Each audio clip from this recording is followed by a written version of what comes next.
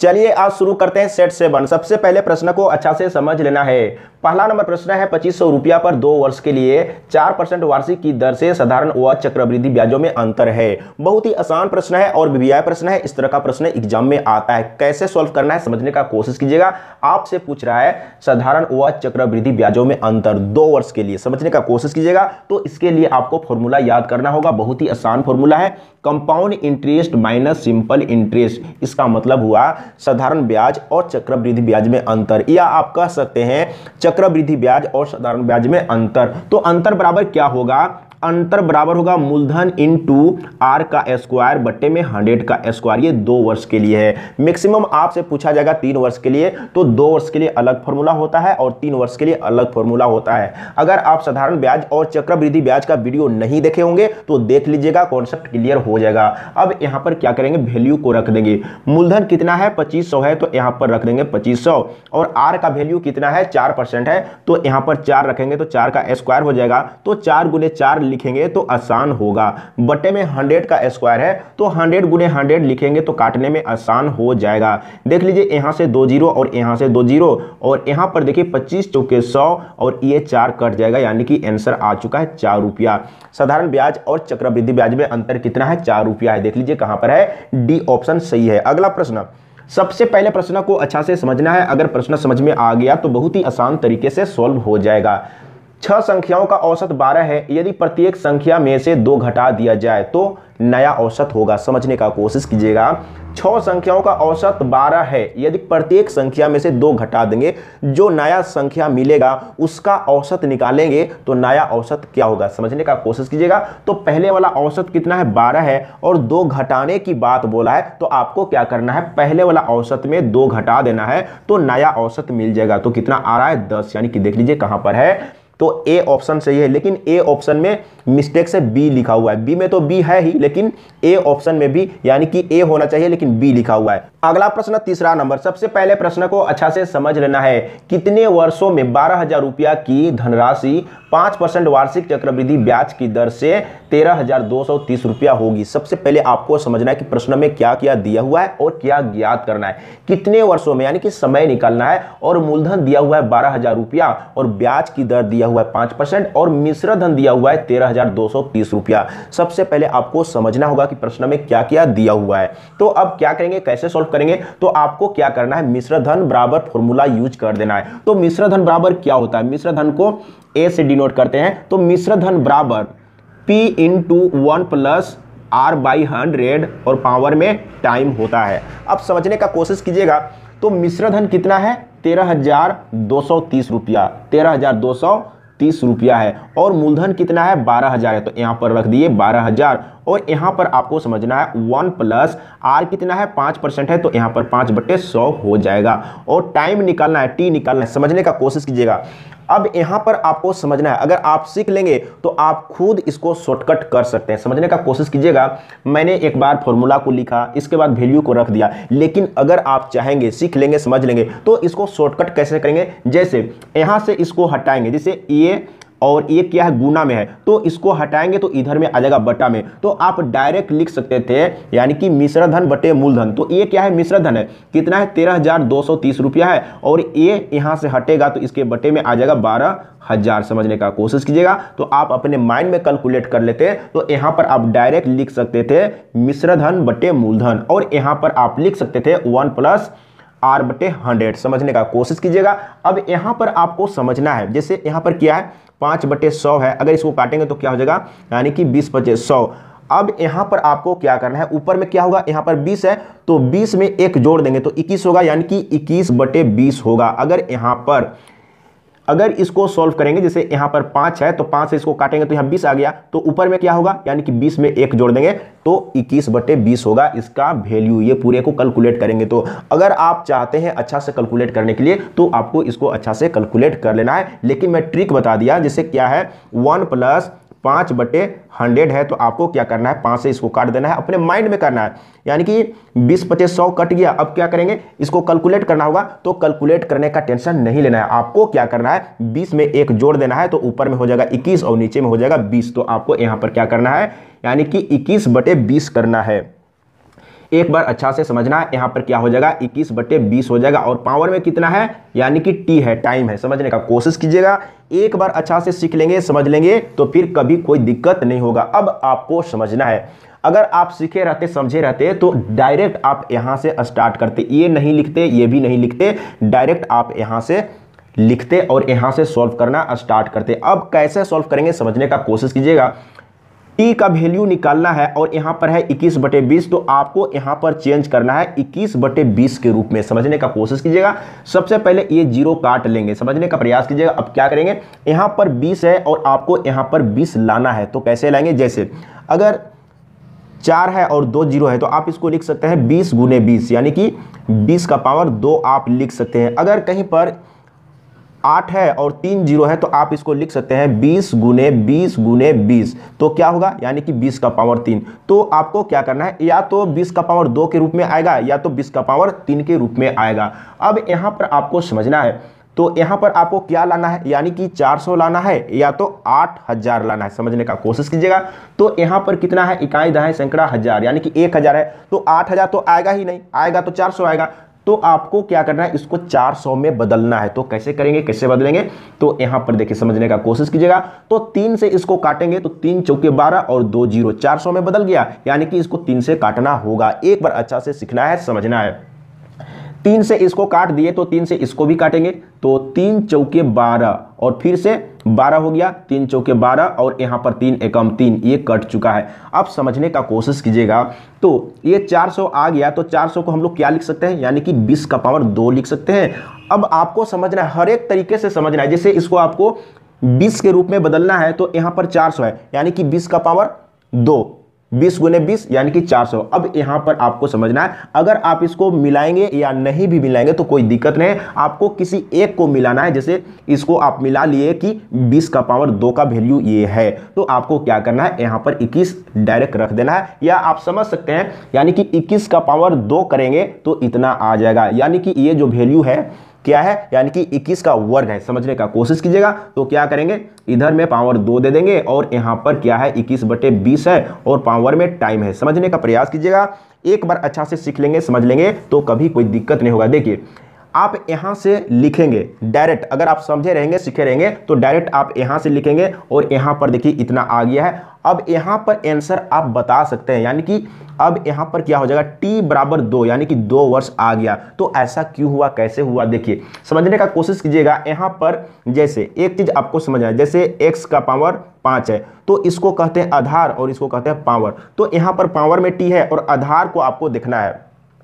आधार में क्या है 21/20 है और इधर भी 21/20 है, दोनों तरफ बेस बराबर है तो बेस क्या हो जाएगा, कैंसिल हो जाएगा। लेकिन आपको कैंसिल करके नहीं दिखाना है। अगर आप स्कूल कॉलेज में पढ़ाई करते हैं, किसी मास्टर को दिखाना है तो आपको काट के नहीं दिखाना है, आपको समझ लेना है कि कैंसिल हो गया है। समझने का कोशिश कीजिएगा, अगर दोनों तरफ बेस बराबर रहेगा तो बेस कैंसिल हो जाएगा, अगर दोनों तरफ पावर बराबर रहेगा तो पावर कैंसिल हो जाएगा। तो यहां पर बेस बराबर है तो बेस कैंसिल हो गया, पावर बच गया। अगर पावर बराबर रहेगा तो पावर कैंसिल हो जाएगा, बेस बच जाएगा। तो यहां पर देखिए ये कैंसिल हो गया, ये कैंसिल हो गया, तो t = 2 आ गया। तो देखिए अगर आप सीखे रहते समझे रहते तो आप यहां से लिखना स्टार्ट करते और यहां पर आपको आंसर मिल गया, यानी कि 2 स्टेप में आपको आंसर मिल गया। लेकिन एक बार अच्छा से सीखना होगा, समझना होगा। तो देख लीजिए इसका आंसर कहां पर है, यानी कि डी ऑप्शन सही है, 2 साल। अगला प्रश्न 4 नंबर, सबसे पहले प्रश्न को अच्छा से समझ लेना है। 2 नल ए तथा बी एक खाली टंकी को क्रमशः 20 मिनट तथा 30 मिनट में भर सकते हैं। यदि दोनों नल एक साथ खोल दिए जाए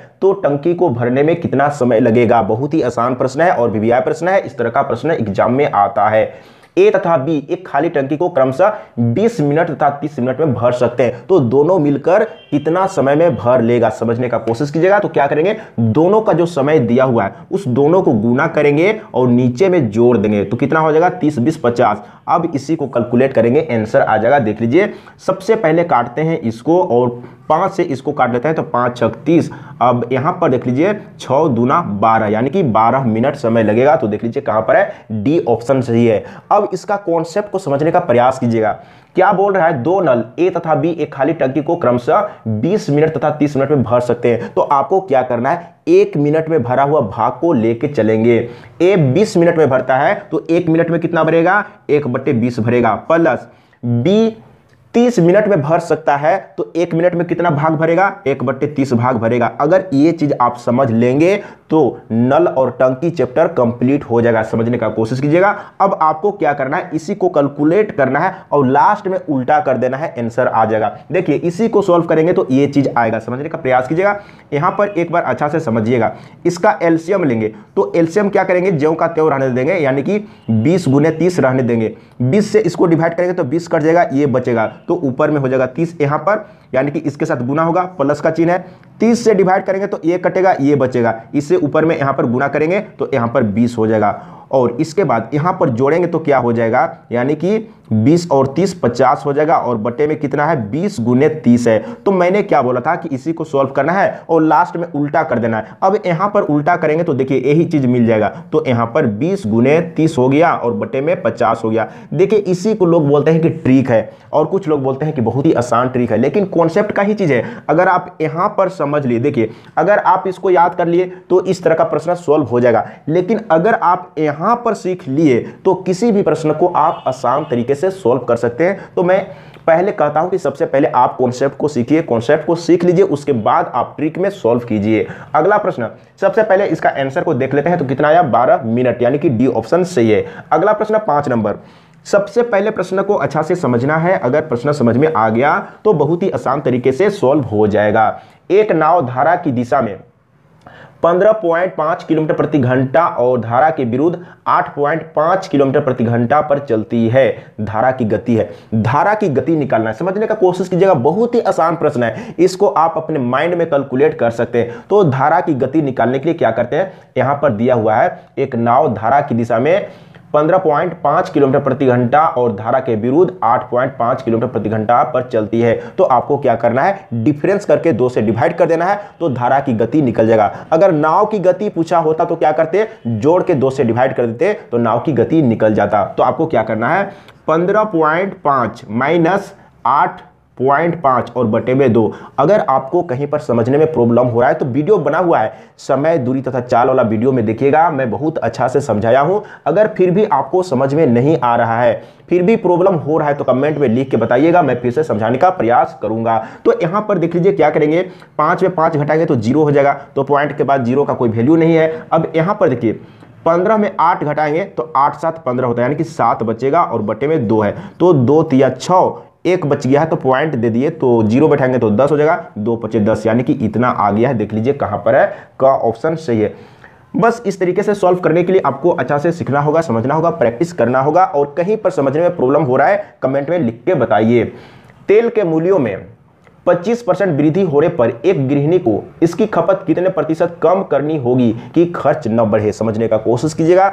सबसे पहले प्रश्न को अच्छा से समझ लेना है। अगर आप ग्रुप डी का तैयारी कर रहे हैं, रेलवे ग्रुप डी का तैयारी कर रहे हैं या किसी भी पुलिस का तैयारी कर रहे हैं तो एकदम इसी तरह का प्रश्न आएगा, बहुत ही आसान प्रश्न आएगा, कॉन्सेप्ट वाला प्रश्न आएगा, समझने का कोशिश कीजिएगा।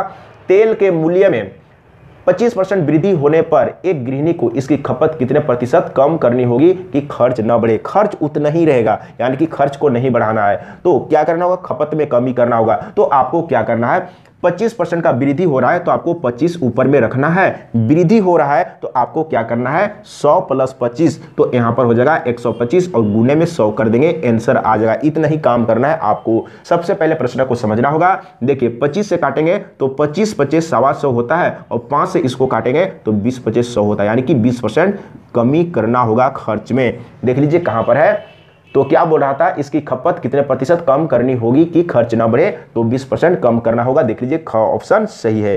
अगला प्रश्न 7 नंबर, सबसे पहले प्रश्न को अच्छा से समझना है। चीनी के मूल्यों में 20% गिरावट आने पर एक गृहिणी को इसकी खपत में कितने प्रतिशत वृद्धि करनी होगी जिससे पूर्व बजट अपरिवर्तित रहे, यानी कि पहले जो बजट था वही बजट रहे, समझने का कोशिश कीजिएगा। बहुत ही आसान है। चीनी के मूल्य में गिरावट हो गया, यानी कि कम में मिल रहा है तो अब चीनी ज्यादा आएगा, यानी कि पैसा उतना ही खर्च करना है, पैसा में कोई परिवर्तित नहीं होना चाहिए, बजट में कोई परिवर्तित नहीं होना चाहिए। तो आपको क्या करना है, 20% का कमी हुआ है तो आपको 20 लिख लेना है, और कमी हुआ है तो 100 - 20 करेंगे तो यहां पर हो जाएगा 80 और गुने में 100 कर देंगे, आंसर आ जाएगा। इसी तरीके से आपको भी एग्जाम में सॉल्व करना है। अब यहां पर देख लीजिए, सबसे पहले ये 0 कट जाएगा और 2 से काटेंगे तो 4 दूना 8 और ये कट जाएगा 25 चौके 100, यानी कि 25% क्या करना होगा समझने का प्रयास कीजिएगा। कितने प्रतिशत वृद्धि करनी होगी, यानी कि 25% वृद्धि करना होगा, तो बजट अपरिवर्तित रहेगा। अगला प्रश्न 8 नंबर। सबसे पहले प्रश्न को अच्छा से समझना है। देखिए ये जो प्रश्न है वीवीआई प्रश्न है, एकदम इसी तरह का प्रश्न एग्जाम में आता है, समझने का कोशिश कीजिएगा। तो इसमें बोल रहा है A अनुपात B बराबर दिया हुआ है 3:5, B अनुपात C बराबर 2:3, तो A अनुपात B अनुपात C का मान है, समझने का कोशिश कीजिएगा। तो आपको क्या करना है, A अनुपात B इस तरीके से लिखना है, और दूसरा अनुपात B से स्टार्ट हो रहा है तो B के साथ मिला के लिखना है। अब आपको लिखना है B अनुपात C, इसी तरीके से, और भी आगे रहता तो C अनुपात D, D अनुपात E, इस तरीके से मिला के लिखते। अब क्या करना है आपको समझने का प्रयास कीजिएगा। तो आपको वैल्यू को डायरेक्ट लिखना है। तो A अनुपात B का वैल्यू कितना है, यानी कि 3:5 है, और B अनुपात C का कितना है 2:3, तो यहां पर लिखेंगे 2:3, इस तरीके से आपको लिखना है। अगर इसको गुना करेंगे तो A का वैल्यू मिल जाएगा, अगर इसको गुना करेंगे तो C का वैल्यू मिल जाएगा, अगर इसको गुना करेंगे तो B का वैल्यू मिल जाएगा, समझने का कोशिश कीजिएगा। यहां पर देख लीजिए 2 तिया 6, तो यहां पर 6 हो गया। अब यहां पर देख लीजिए 5 दूना 10, और यहां पर देख लीजिए 5 तिया 15, यहां पर अनुपात है, और इधर में क्या हुआ 5 तिया 15। अगर तीनों में कुछ कॉमन है तो कॉमन को हटा देना है, समझने का कोशिश कीजिएगा। तो इसमें कुछ कॉमन है नहीं है, तो डायरेक्ट इसका आंसर हो गया। देख लीजिए आपको इतना लिखना था और यहां पर ये आंसर आ गया है। तो कहां पर है 6, 10, 15, 6, 10, 15, तो इस तरीके से आपको सॉल्व करना है। अगर कहीं पर समझने में प्रॉब्लम हो रहा है तो कमेंट में लिख के बताइएगा, आपको तुरंत आंसर मिलेगा, लेकिन नया वाला चैनल में मिलेगा। नया वाला चैनल का नाम यहां पर है, देख लीजिए। आपको यूट्यूब में जाके सर्च करना है और सब्सक्राइब कर लेना है, और कमेंट में कीजिए, जो भी आपको पूछना है वो आपको तुरंत आंसर मिलेगा, लेकिन नया वाला चैनल में मिलेगा। अगला प्रश्न 9 नंबर। सबसे पहले प्रश्न को अच्छा से समझना है। 9 नंबर प्रश्न है, एक थैली में 1 रुपया 50 पैसे तथा 25 पैसे के सिक्के 2:3:4 के अनुपात में है, तथा इनका कुल मूल्य 180 रुपया है। 50 पैसे के सिक्कों की संख्या कितनी है, समझने का कोशिश कीजिएगा। बहुत ही आसान है। तो मैं इस तरह का प्रश्न को पहले भी सोल्व करके बता चुका हूं, लेकिन एक बार फिर से सीखने का प्रयास कीजिए। तो मैंने बोला था कि दोनों को एक जैसा में रखेंगे। जैसे टोटल मूल्य कितना है 180 रुपया है, लेकिन अनुपात में जो दिया हुआ है मूल्य का अनुपात नहीं है, वो सिक्कों का अनुपात है। तो अनुपात को भी मूल्य में चेंज करना होगा, और हमेशा आपको चेंज करना है अनुपात को, समझने का प्रयास कीजिएगा। तो सबसे पहले अनुपात को लिख लेना है, कितना है 2:3:4, समझने का कोशिश कीजिएगा। तो यहां पर क्या है, ये 1 रुपया का सिक्का है, और ये 50 पैसा का सिक्का है, और ये 25 पैसा का सिक्का है। अब इसको रुपया में बदलना है, समझने का कोशिश कीजिएगा। अगर 1 रुपया का सिक्का, अब यहां पर आपको समझना है ये 1 रुपया का सिक्का है, तो इसको चेंज करने के लिए कुछ भी नहीं करना है, या आप 1 से डिवाइड कर सकते हैं, इसमें कोई दिक्कत नहीं है। अब यहां पर आपको समझना है 50 पैसा का सिक्का इतना है, तो रुपया में कितना होगा। अब आपको समझना है कि 50 पैसा का 2 सिक्का रहेगा तब 1 रुपया होगा, तो इसको आपको 2 से डिवाइड करना होगा, तो रुपया में बदल जाएगा, समझने का कोशिश कीजिएगा। अब यहां पर आपको समझना है ये 25 पैसा का सिक्का है, तो क्या करेंगे 25 पैसा का, समझने का कोशिश कीजिएगा, 25 पैसा का 4 सिक्का रहेगा तब 1 रुपया होगा। यानी कि 25 पैसा का 4 सिक्का है, तो 4 से डिवाइड करेंगे तो 4 एकम 4, यानी कि 1 आ रहा है। तो 25 पैसा का सिक्का आपको दिया गया है, उसको रुपया में बदलना है, तो 4 से डिवाइड करना होगा। तो 4 से इसको डिवाइड कर देंगे तो रुपया में बदल जाएगा। अब समझने का कोशिश कीजिएगा, यहां पर आप चाहेंगे तो काट भी सकते हैं, तो यहां पर ये कट गया, यानी कि 4 एकम 4। अब समझने का प्रयास कीजिएगा, एक बार मैं फिर से लिख लेता हूं। यहां पर कुछ नहीं, तो 1 है बटे में, और यहां पर 3/2 है, और यहां पर देखिए 1 है, तो 1/1 आप लिख सकते हैं। अब आपको क्या करना है, बटा में लेके नहीं चलना है, मैं विस्तार में समझा रहा हूं, आप गैप कर सकते हैं। तो क्या करेंगे, इसका, इसका और इसका एलसीएम लेंगे, एलसीएम लेंगे और एलसीएम से इसमें गुना कर देंगे सभी में, तो ये जो बटा में है वो हट जाएगा, समझने का प्रयास कीजिएगा। तो एलसीएम कितना आएगा 2 आएगा, तो 2 से यहां पर गुना करेंगे तो 4, समझने का प्रयास कीजिएगा। इसमें 2 से गुना करेंगे तो 2 2 कट जाएगा, यानी कि यहां पर 3, और यहां पर देखिए इसमें 2 से गुना करेंगे तो यहां पर 2 रह जाएगा। यानी कि अब ये जो अनुपात आया है मूल्य का अनुपात आया है, समझने का कोशिश कीजिएगा।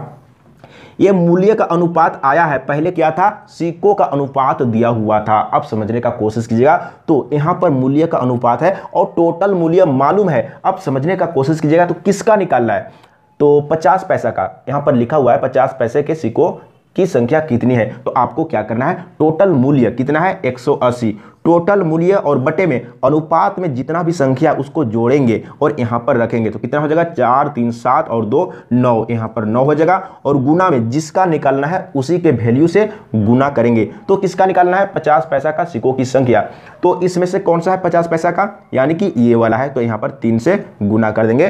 तो अब यहाँ पर आपको समझना है ये मूल्य में है, ये मूल्य में है और 180 क्या है मूल्य है। तो 50 पैसा का जो सिक्का है उसका मूल्य पहले मालूम होगा। तो यहां पर देख लीजिए, सबसे पहले काटेंगे 9 दूना 18 और गुना कर देंगे तो 3 दूना 6 और 1 0, यानी कि टोटल रुपया इतना है। तो 60 रुपया है तो 50 पैसा का कितना सिक्का होगा, जस्ट डबल होगा, यानी कि 6 दूना 12, यानी कि 120 सिक्का होगा। बिल्कुल समझ में आ रहा होगा, एक बार अच्छा से प्रैक्टिस कीजिए। अगर अच्छा से एक बार सीखेंगे समझेंगे तो कोई दिक्कत नहीं होगा। और मैं विस्तार से इसलिए बताया हूं आपको सिखाने के लिए, अगर आप सीख लेंगे तो इसी में आप इसको गैप कर सकते थे, इसको गैप कर सकते थे। एक बार अच्छा से सीखना है, समझना है। तो देख लीजिए 120 कहां पर है, तो तीसरा नंबर ऑप्शन सही है। अगला प्रश्न 10 नंबर। सबसे पहले प्रश्न को अच्छा से समझ लेना है। राम 500 रुपया की किसी वस्तु को श्याम को 20% हानि पर, श्याम उसे मोहन को 25% हानि पर तथा मोहन उसे रहीम को 10% हानि पर बेचता है। रहीम का क्रय मूल्य क्या है, समझने का कोशिश कीजिएगा। बहुत ही आसान है। सबसे पहले प्रश्न का पैटर्न को समझना है, प्रश्न किस तरीके से दिया हुआ है।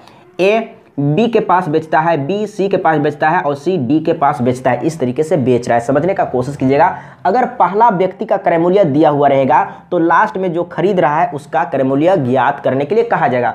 अगर लास्ट में जो व्यक्ति खरीद रहा है उसका क्रय मूल्य दिया हुआ रहेगा तो फर्स्ट में जो व्यक्ति खरीद के लाया था उसका क्रय मूल्य ज्ञात करने के लिए कहा जाएगा। तो इसमें पहला व्यक्ति कौन है, राम है, तो राम का क्रय मूल्य मालूम है। और लास्ट में कौन खरीद रहा है, रहीम खरीद रहा है, तो रहीम का क्रय मूल्य ज्ञात करना है। तो लास्ट वाला का क्रय मूल्य ज्ञात करना है, फर्स्ट वाला का दिया हुआ है। तो क्या करेंगे, फर्स्ट वाला का क्रय मूल्य दिया हुआ है उसको रख लेंगे। अब यहां पर आपको समझना है राम 20% हानि पर बेच रहा है। अब समझने का कोशिश कीजिएगा, तो ये राम का क्रय मूल्य है तो राम का विक्रय मूल्य निकालेंगे। तो विक्रय मूल्य कैसे निकालते हैं, यानी कि क्रय मूल्य का क्या करेंगे, समझने का कोशिश कीजिएगा। तो 20% हानि हुआ है तो आपको डायरेक्ट क्या करना है, क्रय मूल्य का 80% करना है। या आप दूसरे तरीके से समझ सकते हैं, क्रय मूल्य गुने, सबसे पहले क्या करेंगे 20% हानि हुआ है तो 100 माइनस 20 करेंगे तो 80 आया, 80 को यहाँ पर रखेंगे और 100 को यहाँ पर रखेंगे। इसका मतलब क्या हुआ, क्रय मूल्य का 80%, समझने का कोशिश कीजिएगा।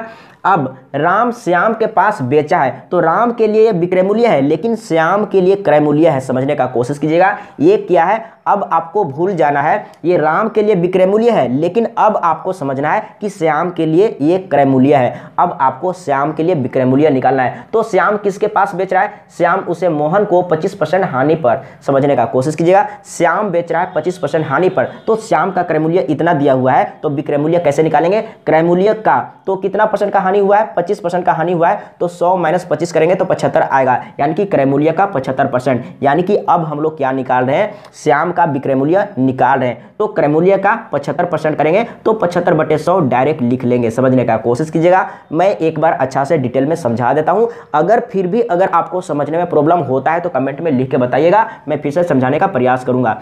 अब यहां पर श्याम का विक्रय मूल्य मालूम हो चुका है लेकिन ये श्याम के लिए विक्रय मूल्य है, लेकिन श्याम किसके पास बेचा है, श्याम मोहन के पास बेच रहा है, समझने का कोशिश कीजिएगा। श्याम मोहन के पास बेच रहा है तो मोहन के लिए क्रय मूल्य है, मोहन के लिए ये क्रय मूल्य है। और मोहन किसके पास बेच रहा है, रहीम के पास बेच रहा है। तो अब क्या करेंगे, मोहन के लिए ये क्रय मूल्य है तो मोहन का विक्रय मूल्य ज्ञात करेंगे। तो विक्रय मूल्य कैसे ज्ञात करते हैं, तो मोहन कितना % हानि पर बेच रहा है, 10% हानि पर बेच रहा है लिखा हुआ है, तथा मोहन उसे रहीम को 10% हानि पर बेचता है। तो क्रय मूल्य का क्या करेंगे, यानी कि 100 माइनस 10 यानी कि 90, तो क्रय मूल्य का 90%, तो आप लिख सकते हैं डायरेक्ट 90/100, यानी कि ये क्रय मूल्य है किसके लिए, मोहन के लिए। तो क्रय मूल्य का 90%, तो 90/100 कर देंगे। इस तरीके से आपको लिखना है। अब मैं यहाँ पर डिटेल में समझा दिया, अगर आपको नहीं समझ में आया समझने का कोशिश कीजिएगा। इतना समझाने के बाद आपको दिमाग में नहीं आया, समझ में नहीं आया तो अब क्या करना है, समझने का कोशिश कीजिएगा। पहला व्यक्ति का क्रय मूल्य दिया हुआ है और लास्ट में जो खरीद रहा है उसका क्रय मूल्य ज्ञात करना है। तो आपको क्या करना है, सबसे पहले पहला व्यक्ति का क्रय मूल्य लिख लेना है जो कि यहाँ पर 500 है। राम किसके पास बेच रहा है, श्याम के पास बेच रहा है 20% हानि पर, तो क्या करेंगे 100 माइनस 20 तो 80 होगा, 80/100 कर देना है। इसके बाद श्याम किसके पास बेच रहा है, मोहन के पास 25% हानि पर, तो 100 माइनस 25 करेंगे तो 75 आएगा, 75/100 कर देना है। इस तरीके से आपको गुना करते जाना है। इसके बाद श्याम किसके पास बेचा, श्याम उसे मोहन को 25% हानि पर तथा मोहन उसे रहीम के पास, मोहन अब रहीम के पास बेच रहा है 10% हानि पर, तो क्या करेंगे 100 - 10 करेंगे, तो यहाँ पर लिखेंगे 90 और बटे में 100। इसी तरीके से जितना आगे बेचते जा रहा है उस तरीके से आपको गुना करते जाना है, गुना करते जा रहा है। अगर लाभ हो रहा है तो जोड़ के लेंगे, अगर हानि हो रहा है तो माइनस करके लेंगे। ये तो आपको समझ में आ ही गया होगा। अब इसी को कैलकुलेट करेंगे, आंसर आ जाएगा। समझने का कोशिश कीजिएगा। यहाँ पर देख लीजिए 2 0 कैंसिल हो जाएगा और यहाँ से 2 0 कैंसिल कर लेते हैं। अब यहाँ पर देख लीजिए तो इसको काटते हैं। सबसे पहले इसको काट लेते हैं 5 से, तो 20 × 5 = 100 हो जाएगा। अब यहाँ पर देख लीजिए, अगर आप चाहेंगे तो इसको 2 से एक बार काट सकते हैं, यानी कि 2 से काटेंगे तो 10 दूना 20 हो जाएगा, यानी कि 2 से काटे हैं तो 2 से इसको भी काट लेते हैं, 4 दूना 8। अब यहाँ पर देखिए, हाँ एक बार और 2 से काट सकते हैं, 2 दूना 4 और 2 × 5 = 10। अब 5 से इसको काटेंगे तो 15 × 5 = 75, 15 × 5 = 75। अब कितना बच गया है? यहाँ से 2 बच गया है और यहाँ से 15 बच गया है और यहाँ से 9 बच गया है। तो देख लीजिए कितना हो जाएगा, 15 दूना 30, 15 दूना 30 और गुने में 9। समझने का प्रयास कीजिएगा कितना हो जाएगा। यहाँ पर 30 है तो 9 × 27, यानी कि कितना हो गया, 9 × 27 और 1 0, यानी कि 270 रुपया। यानी कि लास्ट में कौन खरीदा है? रहीम खरीदा है। तो रहीम का क्रय मूल्य क्या है? यानी कि 270 रुपया है। देख लीजिए कहाँ पर है, 270, यानी कि घ ऑप्शन सही है। समझने का कोशिश कीजिएगा। तो ये 270 जो आया है, क्या आया है? रहीम का क्रय मूल्य है। लेकिन ये किसके लिए विक्रय मूल्य है, ये आपको समझने का कोशिश करना है, एक बार अच्छा से समझना है। कौन कौन आदमी है? एक राम है, इसके बाद कौन है? श्याम है, इसके बाद कौन है?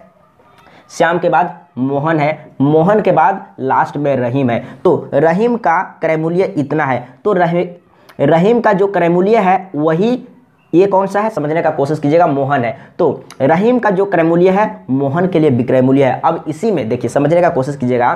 तो अब इसी में आपसे पूछा जा सकता है कि मोहन का विक्रय मूल्य क्या है? तो रहीम का जो क्रय मूल्य है वही मोहन के लिए विक्रय मूल्य है। आपको समझना होगा, बारीकी से समझना होगा। अगर एक बार अच्छा से सीख लेंगे तो इस पर आधारित कुछ भी पूछा जाएगा तो आप आंसर बता सकते हैं। बिल्कुल समझ में आ गया होगा। अगर कहीं पर समझने में प्रॉब्लम हुआ होगा तो कमेंट में लिख के बताइएगा, मैं फिर से समझाने का प्रयास करूंगा। आज के लिए इतना ही। जय हिंद, वंदे मातरम।